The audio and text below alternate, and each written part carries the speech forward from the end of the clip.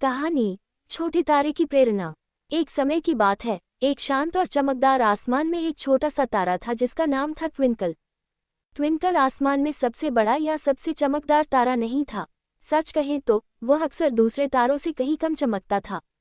हर रात जब आसमान में सुंदर रोशनी फैलती, ट्विंकल हल्के से चमकता और खुद को अदृश्य और अनदेखा महसूस करता। एक शाम चांद ने देखा कि ट्विंकल उदास लग रहा था। आज रात तुम इतनी चुप क्यों हो? चांद ने पूछा। मैं दूसरे तारों जितना चमकदार नहीं हूँ, ट्विंकल ने गहरी सांस ली। कोई मुझे कभी नहीं देखता, चांद ने मीठी मुस्कान के साथ कहा। ओ प्यारे ट्विंकल, यह मायने नहीं रखता कि तुम कितने बड़े या चमकदार हो। यह इस बात पर निर्भर करता है कि तुम अपने पास जो प्रकाश है उससे क्या करते हो। ट्विंकल को यह बात पूरी तरह से समझ में नहीं आई, लेकिन चांद के शब्द उसके दिल में बस गए। बड़ी आंधी। उस रात एक बड़ी आंधी आ गई। तेज हवाएं चली और घने बादल आसमान को ढकने लगे, जिससे सभी तारे छिप गए। पृथ्वी पर लोग आसमान में कुछ भी नहीं देख पा रहे थे। चांद बाहर झांकने की कोशिश करता रहा, लेकिन बादल बहुत घने थे। ये सबसे अंधेरी रात थी जो कभी किसी ने देखी थी। आंधी के बीच एक छोटा सा पक्षी, जिसका नाम था फ्लिक, अंधेरे में अपने घर लौट रहा था। वह कभी इतनी डरावनी रात में नहीं उड़ चुका था। वह कुछ भी नहीं देख पा रहा था और आंधी में खो गया था। मैं अपना रास्ता नहीं ढूंढ पा रहा हूँ, फ्लिक डर से चिल्लाया। ट्विंकल, जो बादलों के बीच बहुत ही हल्की सी चमक छोड़ रहा था, चांद की कही हुई बातों को याद किया। यह मायने नहीं रखता कि तुम कितने बड़े या चमकदार हो। यह इस बात पर निर्भर करता है कि तुम अपने पास जो प्रकाश है उससे क्या करते हो।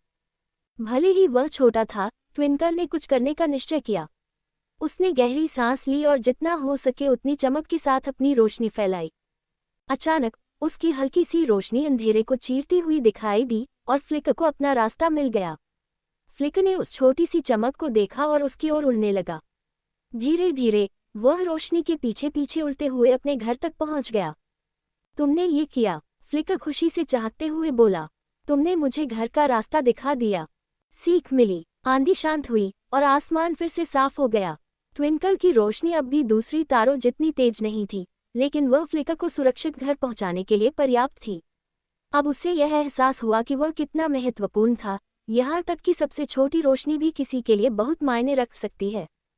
चांद, जो ये सब देख रहा था, ट्विंकल पर गर्व से मुस्कुराया। देखा, तुम सबसे बड़ा तारा नहीं हो, लेकिन तुम्हारी रोशनी मायने रखती है।